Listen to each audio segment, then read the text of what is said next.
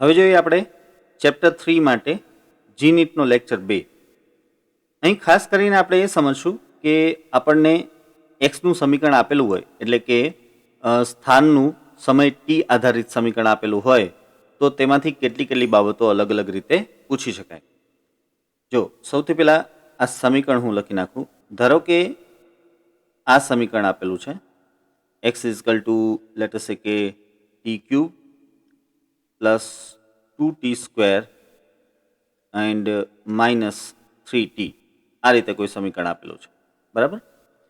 હવે આ સમીકરણ પરથી અલગ અલગ વસ્તુઓ પૂછી શકાય. વિદ્યાર્થી મિત્રો, અહીં ખાસ એક વાત તમને કહી દઉં કે જીનીટ માટે તમારે પ્રશ્નો યાદ નહીં રાખવાના, પ્રશ્નોની મેથડ યાદ રાખવાની. મેથડ અગત્યની હોય. હું તમને અહીં મેથડ શીખવાડું તો એ ઉપરથી પછી તમે ગમે તેટલા અલગ અલગ પ્રકારના પ્રશ્નો છે એ સોલ્વ કરી શકો. એટલે આ મેથડ ઉપર ખાસ ધ્યાન આપજો. જો સૌથી પહેલાં આમાં શું પૂછેલું હોઈ શકે સમજીએ. અહીં ધારો કે આપણને પૂછવામાં આવે પહેલી વાત કે ભાઈ ટી બરાબર 2 સેકન્ડ માટે સ્થાન શોધો. સાવ સહેલી વાત, તમારે આ સમીકરણમાં માત્ર ટી બરાબર 2 મૂકવાના. હવે અહીં જે એક્સ છે તેને આપણે x2 કહી દઈએ, જેથી આપણને યાદ રહે કે આ ટી બરાબર 2 સેકન્ડ માટેની વાત છે. હવે આવશે અહીં 2 cube plus 2 into 2 square minus 3 into 2, બરાબર. એટલે આ થઈ જાય 8 પ્લસ 8 માઇનસ 6, એટલે કે 10 મીટર. તો x2 આપણને મળી ગયો 10 મીટર. હવે તમને એમ પૂછેલું હોઈ શકે કે ટી બરાબર 1 સેકન્ડ અને 2 સેકન્ડ વચ્ચે પદાર્થે કરેલું સ્થાનાંતર શોધો. હવે જો સ્થાનાંતર માગ્યું હોય તો પહેલાં તો તમારી પાસે ટી બરાબર 2 સેકન્ડ માટેનું સ્થાન હોવું જોઈએ, જે છે, અને ટી બરાબર 1 સેકન્ડ માટેનું સ્થાન હોવું જોઈએ, જે આપણે શોધવાનું બાકી છે. ત્યારબાદ બંનેની બાદબાકી લઈએ એટલે આપણને સ્થાનાંતર મળી જાય. તો અહીં હું લઈ લઉં હવે ટી બરાબર 1 સેકન્ડ માટેનું સ્થાન. ટી ઇઝકલ ટુ 1 સેકન્ડ માટે સ્થાન લઈએ. ચાલો, હવે આ સમીકરણમાં આપણે ટી બરાબર 1 સેકન્ડ મૂકવાના છે, એટલે x1 બરાબર આ થઈ જશે 1 cube plus 2 into 1 square minus 3 into 1, એટલે આ થશે 1 પ્લસ 2 માઇનસ 3, એટલે કે 0.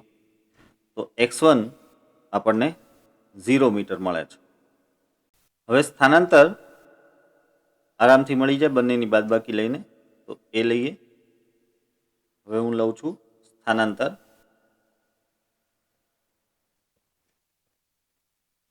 સ્થાનાંતર એટલે કે ડેલ્ટા એક્સ, અને અહીં ડેલ્ટા એક્સ બરાબર આપણે લખી શકશું x2 માઇનસ x1. તો x2 છે કેટલા? 10 મીટર માઇનસ x1 છે 0, એટલે સ્થાનાંતર થઈ ગયું 10 મીટર. તો આ રીતે તમને સ્થાનાંતર મળી શકે. વિદ્યાર્થી મિત્રો, અહીં ટી બરાબર 1 સેકન્ડ માટે x1 જે છે એ 0 મળ્યો, પણ જરૂરી નથી કે દરેક સમીકરણમાં તમને x1 છે 0 મળે જ. એટલે x1નું મૂલ્ય દાખલા તરીકે આપણને 3 મીટર મળ્યું હોત તો આપણે અહીં 10 માઇનસ 3 એટલે કે 7 મીટરનું સ્થાનાંતર લખ્યું. હવે આ ઉપરાંત તમને આ સમીકરણ પરથી કોઈ એક ચોક્કસ સમય માટે વેગ માગેલો હોઈ શકે, અથવા વેગનું સમીકરણ તારવો તેવું માગેલું હોઈ શકે. તો સૌથી પહેલાં તો તમને ખબર છે કે dx બાય dt એટલે વેગ v થાય. યાદ રાખજો, અહીં વેગ એટલે કે તત્કાલીન વેગ. વારંવાર તત્કાલીન વેગ શબ્દ વાપરવામાં નહીં આવેલો હોય. ઘણી વખત માત્ર વેગ લખેલું હોય તો સમજવાનું કે તત્કાલીન વેગની જ વાત છે, v બરાબર dx બાય dt ની જ વાત છે. તો ધારો કે પૂછ્યું છે કે વેગનું સમીકરણ મેળવો. તો આ જ સમીકરણ પરથી વેગનું સમીકરણ આપણે મેળવશું. કઈ રીતે? બહુ સિમ્પલ છે ભાઈ. આપણે જાણીએ છીએ કે v બરાબર શું થાય? dx by dt. dx by dt એટલે કે તમારે આ જે સમીકરણ આપેલું છે તેનું વિકલન કરવાનું. એટલે હું અહીંયા વિકલનમાં લખી નાખું T cube plus 2t² minus 3t. બરાબર. હવે આનું વિકલન લખી નાખો. ટી ક્યુબનું વિકલન થાય 3t² પ્લસ 2t² નું વિકલન થાય 4t માઇનસ 3t નું વિકલન થાય -3. તો આ થઈ ગયું વેગનું સમીકરણ. હવે ફર્ધર આમાં તમને એવું માગેલું હોઈ શકે કે ભાઈ t બરાબર 2 સેકન્ડ માટે વેગ મેળવો. તો આપણે આમ લખીએ t બરાબર 2 સેકન્ડ માટે વેગ. તો એમાં શું કરીશું? બહુ સિમ્પલ, t બરાબર 2 સેકન્ડ મૂકી દો એટલે આને નામ આપશો આપણે v2.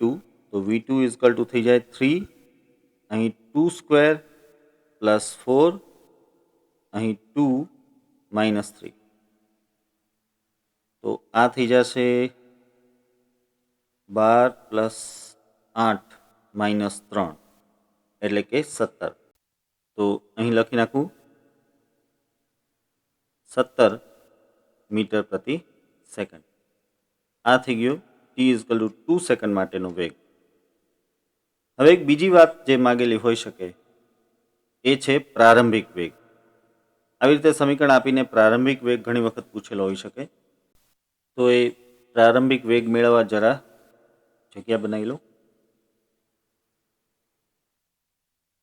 ચાલો, હવે આ સમીકરણમાંથી આપણે પ્રારંભિક વેગ મેળવીશું. કરવાનું બહુ સિમ્પલ છે. t બરાબર 0 સેકન્ડ મૂકી દેવાની. પ્રારંભિક વેગ એટલે શું? t બરાબર 0 સમયનો વેગ. તો આપણે t બરાબર 0 સેકન્ડ મૂકી દઈશું. હું અહીં લખી નાખું કે પ્રારંભિક વેગ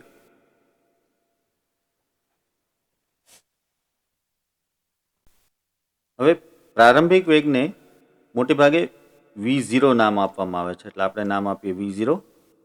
હવે આ ઉપર જે વેગનું સમીકરણ છે તેમાં આપણે t બરાબર 0 મૂકતા જઈએ. તો 3 0² 4 0 -3. સ્વાભાવિક છે કે વેગ આવશે -3 મીટર સેકન્ડ ઇનવર્સ. તો પ્રારંભિક વેગ -3 છે. એનો મતલબ એમ થયો કે શૂન્ય સમયે આ વેગ ઋણ દિશામાં છે. -3 મીટર પ્રતિ સેકન્ડ છે એટલે ઋણ દિશામાં વેગ છે. ત્યારબાદ અહીં જુઓ કે 2 સેકન્ડે તેનો વેગ 17 મીટર પ્રતિ સેકન્ડ થઈ ગયો છે. એટલે કે બીજી સેકન્ડે વેગ બદલીને ધન દિશામાં 17 મીટર પ્રતિ સેકન્ડ થઈ ગયો છે. ચલો હવે આગળ જોઈએ. હવે આ જ સમીકરણ પરથી એટલે કે સ્થાનના આ જ સમીકરણ પરથી તમને પ્રવેગનું સમીકરણ માગેલું હોઈ શકે, અથવા કોઈ એક ચોક્કસ સમયે પ્રવેગ માગેલો હોઈ શકે, અથવા તો પ્રારંભિક પ્રવેગ પણ માગેલો હોઈ શકે. તો એ કઈ રીતે મેળવવાનું જોઈએ? જો સૌપ્રથમ આપણે અહીં પ્રવેગ એ નું સમીકરણ મેળવશું. પ્રવેગ એ નું સમીકરણ મેળવો. આ જ સમીકરણ પરથી સ્થાનના આપણા આગળના સમીકરણ પરથી પ્રવેગનું સમીકરણ મેળવવાનું છે. હું જરા સ્ક્રીનને થોડી નીચે લઈ લઉં જેથી તમે તેને સરળતાથી જોઈ શકો. આ આવી ગયું આપણું સમીકરણ ફરીથી. ઓકે, હવે જોઈએ તો અહીં આપણે શું કરીશું? જો એ માટે યાદ કરીએ કે પ્રવેગ એ બરાબર d²x/dt², એટલે કે સ્થાનના સમીકરણનું દ્વિતીય વિકલન એટલે પ્રવેગ. એટલે કે સ્થાનનું જે સમીકરણ છે તેનું 2 વખત આપણે વિકલન કરવાનું થાય. હું આવી રીતે લખું d/dt², અને અહીં સમીકરણ આ t³ plus 2t² minus 3t. અહીં હું એક સાથે બંને વિકલનનું પરિણામ લખીશ. તમારે જે રીતે અનુકૂળ હોય એ રીતે કરી શકાય. તમે પહેલાં એક્સના સમીકરણનું એક વખત વિકલન કરો અને ત્યારબાદ બીજું વિકલન કરો તો પણ ચાલે, અથવા તો એક સાથે 2 વખત વિકલન કરીને દરેક પદ લખી નાખો તો પણ ચાલે. તો અહીં t³ છે, t³ નું પ્રથમ વિકલન થશે 3t² અને ત્યારબાદ ફરીથી વિકલન કરીશું આપણે, એટલે એ થઈ જશે 6t.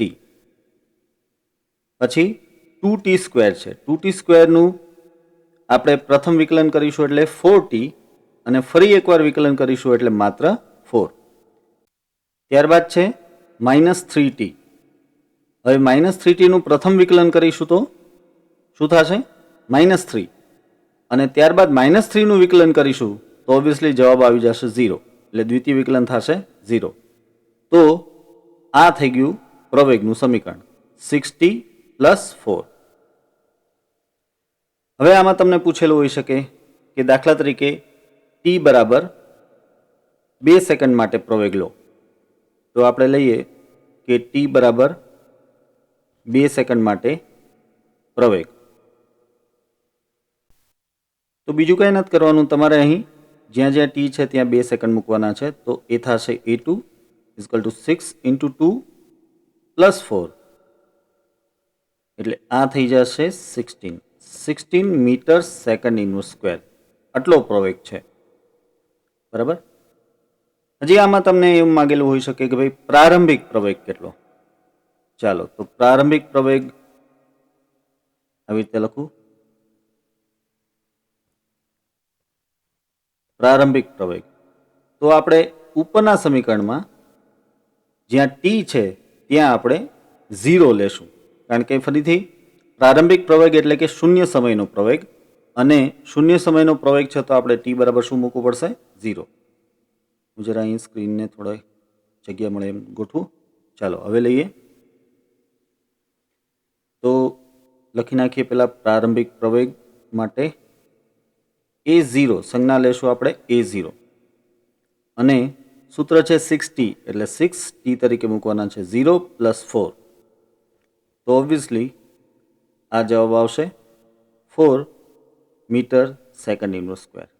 તો પ્રારંભિક પ્રવેગ થઈ ગયો 4 મીટર સેકન્ડ ઇન્વર્સ સ્ક્વેર. તો આ રીતે વિદ્યાર્થી મિત્રો, તમને એક્સનું સમીકરણ આપેલું હોય તો તમને સ્થાન માગેલું હોઈ શકે, કોઈ સમયે સ્થાન માગ્યું હોય, અથવા તો બે સમય ગાળા વચ્ચેનું સ્થાનાંતર માગેલું હોય, વેગનું સમીકરણ માગે, કોઈ સમયનો વેગ માગે અથવા પ્રારંભિક વેગ માગે, પ્રવેગનું સમીકરણ માગે, કોઈ સમયનો પ્રવેગ માગે અથવા તો પ્રારંભિક પ્રવેગ માગેલો હોઈ શકે. હવે જોઈએ કે વેગનું સમીકરણ આપેલું હોય તો તે પરથી કઈ કઈ બાબતો માગેલી હોઈ શકે.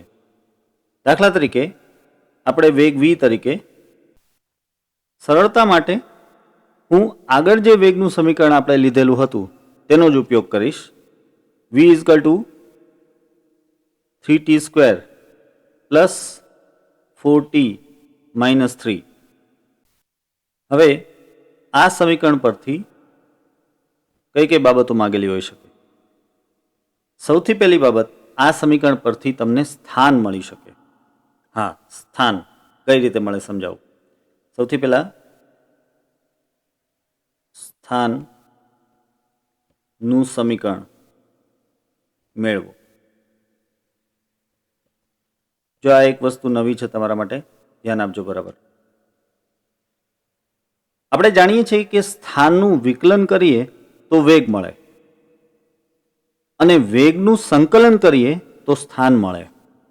એટલે અહીં સ્થાન મેળવવા માટે આપણે આમ લખશું, x = (v dt). યાદ રાખજો કે વેગનું સમયની સાપેક્ષે સંકલન કરવાનું છે તો આપણને સ્થાન મળશે. હવે આ સંકલનમાં સમીકરણ મૂકી દઈએ, 3t² + 4t - 3 અને dt. હવે આ બધા જ પદોનું વારાફરતી સંકલન કરીએ. સૌથી પહેલા 3t² નું સંકલન શું થશે? તમે જાણો છો કે 3 એમ નામ રહેશે. t² નું સંકલન થઈ જશે t³ / 3 ઘાતમાં 1નો વધારો નવી ઘાત છેદમાં, પ્લસ 4t માંથી 4 એમ નામ રહેશે. t નું સંકલન થઈ જશે t² / 2 માઇનસ 3 નું સંકલન થઈ જશે 3t, પ્લસ અચળાંક c માટે સાદુરૂપ આપશું તો આ થઈ જશે t³ + 2t² - 3t + c. અહીં સીનું મૂલ્ય કેટલું આવશે તેનો આધાર રકમ ઉપર છે. તમને જે રકમ આપેલી છે તેમાં એમ કહેલું હોય કે પદાર્થની ગતિ એ ઉગમ બિંદુમાંથી શરૂ થઈ છે, એટલે કે x બરાબર 0માંથી શરૂ થઈ છે, તો અહીં c બરાબર 0 થઈ જશે. એનું કારણ તમને કહું કે જો પદાર્થની ગતિ ઉગમ બિંદુમાંથી શરૂ થઈ હોય તો શૂન્ય સમયે તેનું સ્થાન x બરાબર 0 થાય. બરાબર? તો હવે આ જે સમીકરણ છે, અત્યારે આ સમીકરણ આપણી પાસે એક્સનું જ છે ને, તો આ એક્સના સમીકરણમાં હું જો t બરાબર 0 મૂકું તો x બરાબર શું આવે? c આવે. પણ આપણે કહ્યું કે શૂન્ય સમયે x બરાબર કેટલા હતા? 0 હતા. એનો મતલબ c બરાબર કેટલા થઈ ગયા? 0. તો જો c બરાબર 0 હોય, જો c બરાબર 0 હોય તો એવા સંજોગોમાં તમે x બરાબર હવે આ સમીકરણ લખી શકશો t³ plus 2t² minus 3t. પરંતુ જો રકમમાં એવું આપેલું હોય કે શૂન્ય સમયે પદાર્થ x બરાબર 5 સેન્ટીમીટર ઉપરથી ગતિની શરૂઆત કરે છે અથવા 5 મીટર પરથી ગતિની શરૂઆત કરે છે, તો અહીં c બરાબર તમારે 5 મીટર મૂકવો પડે, એટલે અહીં પ્લસ 5 આવે. એનું કારણ છે કે જો આપણે આમાં t બરાબર 0 મૂકીએ તો આ બધા પદો છે 0 થઈ જાય અને પ્લસ 5 હોય એટલે x બરાબર 5 મળે. મીન્સ કે t બરાબર 0 સમયે તમને x બરાબર 5 મળી જાય. તો આ રીતે રકમ પરથી c નું મૂલ્ય મૂકવામાં આવે છે. પરંતુ હું કહી દઉં વિદ્યાર્થી મિત્રો કે મોટે ભાગે આપણી ગણતરીઓમાં c નું મૂલ્ય 0 જ આવતું હશે. હવે જરા આ સમીકરણ ધ્યાનથી જુઓ. હમણાં થોડી વાર પહેલાં જ આપણે આ સમીકરણનું વિકલન કરીને વેગનું સમીકરણ આ મેળવ્યું હતું. અહીં આ જ વેગના સમીકરણનું સંકલન કરીને આપણે સ્થાનનું સમીકરણ પરત મેળવ્યું છે. હવે એકવાર આ સ્થાનનું સમીકરણ મળી જાય તો પછી કોઈ એક ચોક્કસ સમયે તમને સ્થાન માગેલો હોય અથવા તો તમને બે સમયગાળા વચ્ચેનું સ્થાનાંતર માગેલું હોય, બરાબર, અથવા પ્રારંભિક સ્થાન માગેલું હોય. આ બધી વાત આપણે હમણાં થોડી વાર પહેલાં જ કરી છે, એટલે હું રિપીટ નથી કરતો. કહેવાનો મતલબ એ છે કે વેગના સમીકરણનું સંકલન કરીએ તો સ્થાન મળી જાય અને ત્યારબાદ એ સમીકરણ પરથી કોઈ ચોક્કસ સમય સ્થાન અથવા સ્થાનાંતર, પ્રારંભિક સ્થાન વગેરે બધું મેળવી શકાય. હવે વેગના સમીકરણનું વિકલન કરીએ તો પ્રવેગ તો મળે જ છે, એટલે એક બીજી વાત અહીં માગેલી હોઈ શકે કે પ્રવેગનું સમીકરણ મેળવો. પ્રવેગનું સમીકરણ મેળવો તો એ તો બહુ સિમ્પલ છે. આપણે જાણીએ છીએ કે વેગનું સમયની સાપેક્ષે પ્રથમ વિકલન કરીએ તો પ્રવેગ મળે, એટલે પ્રવેગ એ બરાબર શું લખી શકાય? dv/dt. એટલે કે આપણે આ જે વેગનું સમીકરણ છે તેનું સમયની સાપેક્ષે વિકલન કરવાનું થશે 3t² પ્લસ 4t માઇનસ 3. આનું વિકલન કરીએ તો સ્વાભાવિક છે કે આપણને મળશે 6t પ્લસ 4. તો પ્રવેગનું સમીકરણ થઈ ગયું 6t પ્લસ 4. તમને યાદ હશે હમણાં થોડી વાર પહેલાં આ જ પ્રવેગનું સમીકરણ આપણને મળેલું હતું, કારણ કે ત્યારે આપણે સ્થાનના આ સમીકરણનું દ્વિતીય વિકલન કરીને પ્રવેગ મેળવ્યો હતો અને ત્યારે એ પ્રવેગ આ જ મેળવ્યો હતો આપણને. હવે પ્રવેગનું આ સમીકરણ મળી ગયા બાદ તમને કોઈ ચોક્કસ સમય માટે પ્રવેગ માગેલો હોઈ શકે અથવા તો પ્રારંભિક પ્રવેગ માગેલો હોય તો અહીં તમે t બરાબર 0 મૂકીને પ્રારંભિક પ્રવેગ મેળવી શકો છો વગેરે. એ વાત આપણે આગળ જોઈ છે, એટલે હું અહીં રિપીટ કરતો નથી. તો ટૂંકમાં આટલું યાદ રાખજો કે વેગનું સમીકરણ આપેલું હોય તો તેના સંકલન પરથી સ્થાન મળી શકે અને તેના વિકલન પરથી પ્રવેગ મળી શકે. હવે આપણે જોઈએ કે જો પ્રવેગનું સમીકરણ આપેલું હોય તો તે પરથી શું માગેલું હોઈ શકે. દાખલા તરીકે પ્રવેગ માટે આપણે પાછલું જે સમીકરણ છે એ જ લઈએ 6t પ્લસ 4. ઠીક છે. હવે આ સમીકરણ પરથી તમને શું માગેલું હોઈ શકે? એક વસ્તુ તો માગેલી હોઈ શકે કે ભાઈ વેગનું સમીકરણ શું. તો જોઈએ પહેલા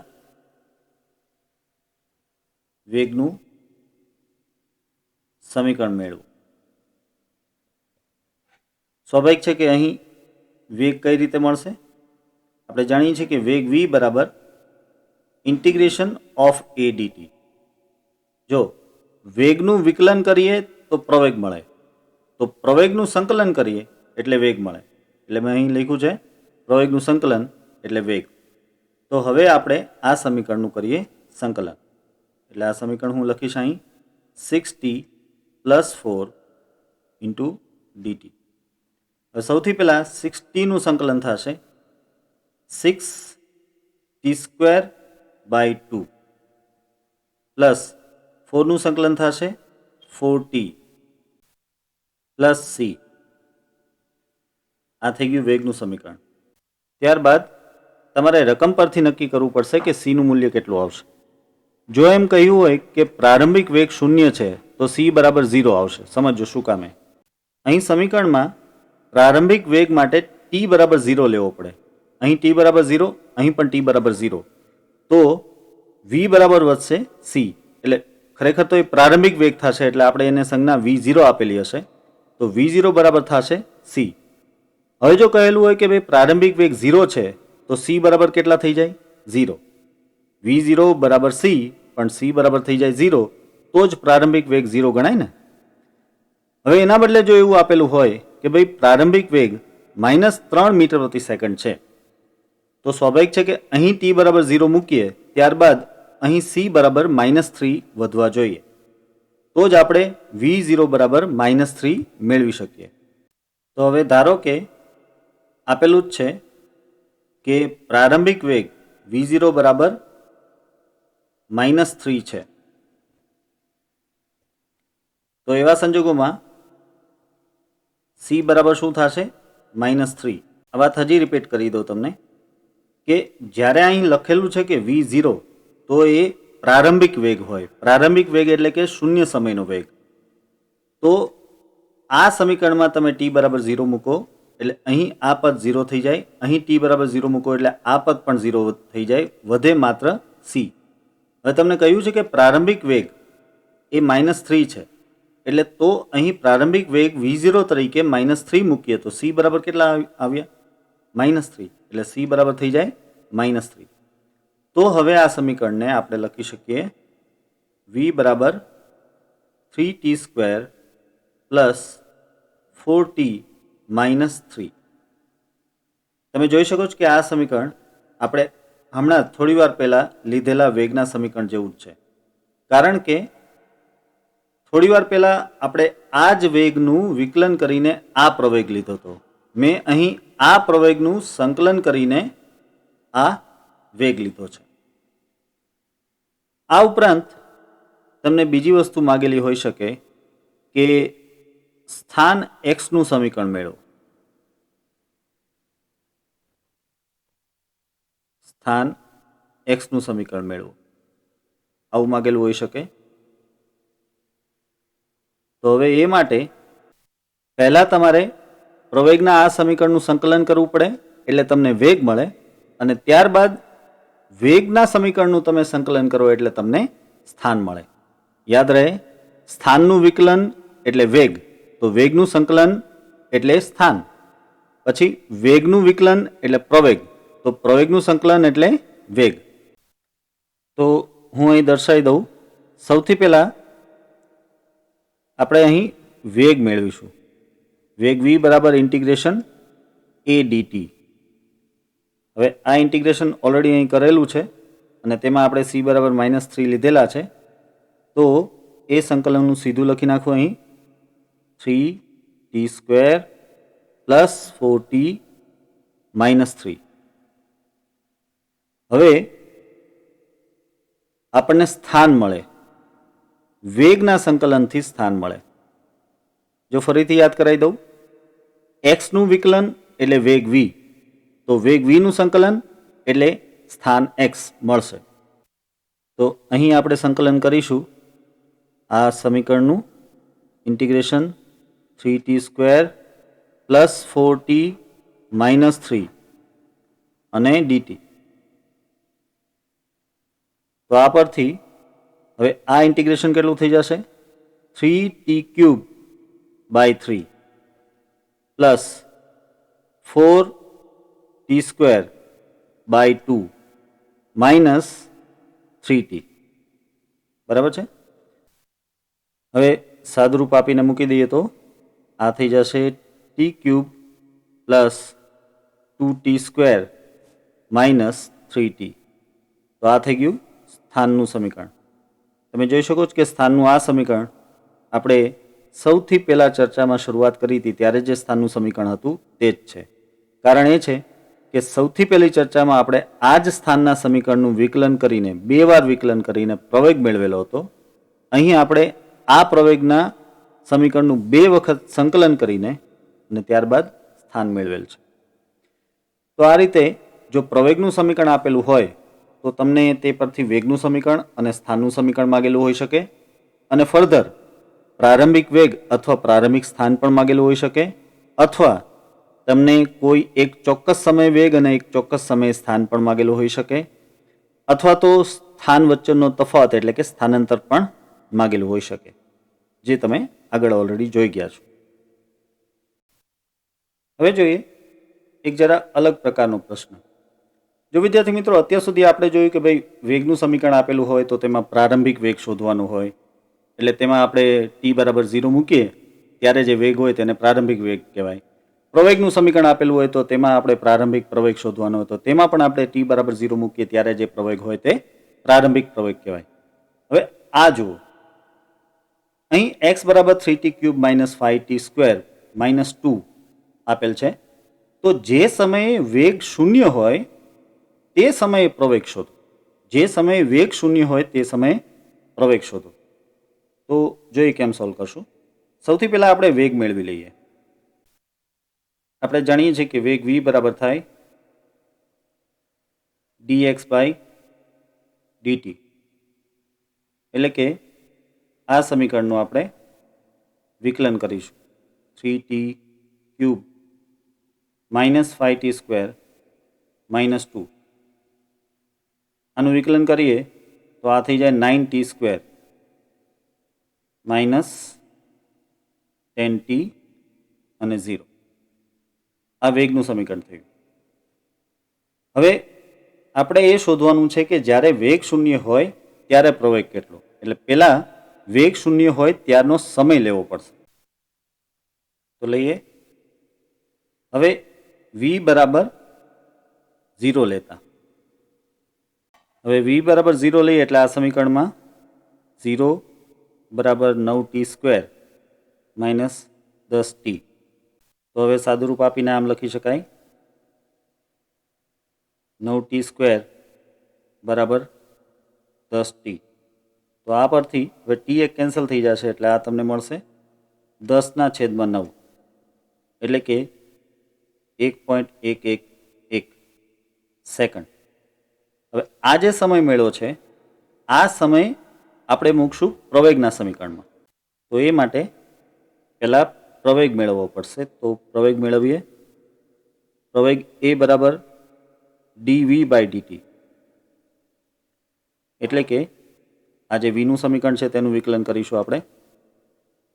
તો અહીં હું લખી નાખું d/dt ઓફ v તરીકે 9t² - 10t. તો આ પ્રવેગ થઈ જશે 18t - 10. બરાબર. હવે આપણે t બરાબર 10/9 સેકન્ડ મૂકીએ.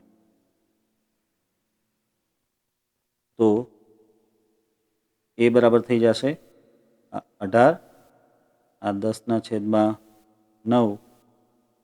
10. તો આ થઈ જશે 20 - 10 એટલે કે 10 મીટર સેકન્ડ ઇન્વર્સ સ્ક્વેર. તો આ રીતે આ તમને જે પ્રવેગ મળ્યો છે બરાબર સમજો. આ પ્રવેગ ક્યારનો છે? જ્યારે વેગ શૂન્ય થાય તે સમયનો પ્રવેગ છે. એટલે આપણે પહેલાં વેગનું સમીકરણ લીધું, આ વેગને આપણે શૂન્ય કીધું, તેમાંથી આપણે ટીનું મૂલ્ય લીધું, ત્યારબાદ આપણે પ્રવેગનું સમીકરણ લીધું. પ્રવેગના સમીકરણમાં ટીની આ જે કિંમત છે એ કિંમત આપણે અહીં મૂકી અને તો આપણને પ્રવેગ મળ્યો. હજી આગળ એવું પણ પૂછી શકાય કે જે સમયે વેગ શૂન્ય હોય તે સમયે સ્થાન મેળવો. તો તમારે આ જે સમય મળેલો છે એ સમયને આ એક્સના સૂત્રમાં મૂકવાનો થાય તો તમને તે સમયનું સ્થાન મળી જાય. વિદ્યાર્થી મિત્રો, અહીંયા પ્રશ્નમાં એક બીજી વાત તમે જોઈ કે જ્યારે વેગ શૂન્ય છે ત્યારે પ્રવેગ શૂન્ય ન આવ્યો. તમને કદાચ એવું લાગતું હશે કે જ્યારે વેગ શૂન્ય હોય ત્યારે પ્રવેગ પણ શૂન્ય જ આવે. નથી આવ્યો. જો એવું જરૂરી નથી કે જ્યારે વેગ શૂન્ય હોય ત્યારે પ્રવેગ પણ શૂન્ય જ હોય. એક ઉદાહરણ આપું તમને. દાખલા તરીકે તમે એક પદાર્થને ઉપર તરફ ફેંકો છો. માનો કે એક બોલને તમે ઉપર તરફ ફેંકો છો, બરાબર? એ વાતને જરા અહીંયા હું સમજાવું. આ બોલને તમે ઉપર તરફ ફેંકો છો. હવે બોલ કંઈક આવી રીતે ગતિ કરશે. અહીંથી બોલ પાછો આમ રિટર્ન થશે, બરાબર? તો હવે અહીં આ જે ટોચનું બિંદુ છે ત્યાં આગળ સમજવા જેવી વાત. આ બિંદુ પાસે વિદ્યાર્થી મિત્રો વેગ કેટલો હશે? ઓબ્વિયસલી 0, હા કે ના? અને આ જે બિંદુ છે જ્યાંથી તમે પદાર્થને ફેંકો છો એ બિંદુ પાસેનો વેગ કેટલો હશે? આ વેગ હશે મહત્તમ, મેક્સિમમ, બરાબર? પરંતુ આ જે બિંદુ છે ટોચનું, ત્યાં વેગ શૂન્ય થશે. શૂન્ય થશે એટલે ત્યાંથી દિશા બદલશે અને ત્યારબાદ એ નીચે તરફ ગતિ કરશે. હવે નીચે તરફની ગતિમાં આ જે બિંદુ છે આ બિંદુ આગળનો વેગ પણ થશે મહત્તમ, પણ આપણે તેને કહી શકીએ કે એ વેગ જે છે એ ઋણ મહત્તમ થશે. v બરાબર માઇનસ મેક્સિમમ. તો આ રીતે મહત્તમ ઊંચાઈએ અહીં મહત્તમ ઊંચાઈએ વેગ શૂન્ય થશે. પરંતુ પ્રવેગ એટલે શું? વેગમાં ફેરફાર એટલે પ્રવેગ. હવે વેગ છે એ સદિશ રાશિ છે એટલે વેગમાં ફેરફાર બે રીતે થઈ શકે. એક તો તેના મૂલ્યમાં ફેરફાર અને બીજું તેની દિશામાં ફેરફાર. હવે સમજો, આ જે મહત્તમ ઊંચાઈવાળું બિંદુ છે તેમાં અહીં સુધી જોઈએ તો વેગ ઉપર તરફ હતો અને નીચે આવતી વખતે વેગ ઓબ્વિયસલી નીચે તરફ થશે. એટલે તમે જોઈ શકો છો કે આ જે મહત્તમ ઊંચાઈવાળું બિંદુ છે ત્યાં આગળ વેગની દિશામાં ફેરફાર થયો છે. ભલે મૂલ્ય ત્યાં 0 જ રહ્યું હશે. સાવ સૂક્ષ્મ સમયગાળા માટે વાત કરીએ તો મહત્તમ ઊંચાઈએ એક ક્ષણ માટે પદાર્થ એમ વિચારી કે ભાઈ સ્થિર થયો હશે, પરંતુ એ દરમિયાન તેની વેગની દિશા બદલાતી હશે. એટલે વેગની દિશા બદલાવી એ પણ પ્રવેગ છે અને માટે આ બિંદુ પાસે પ્રવેગ શૂન્ય નહીં થાય. એટલે આપણે કહીએ કે પ્રવેગ શૂન્ય નહીં થાય.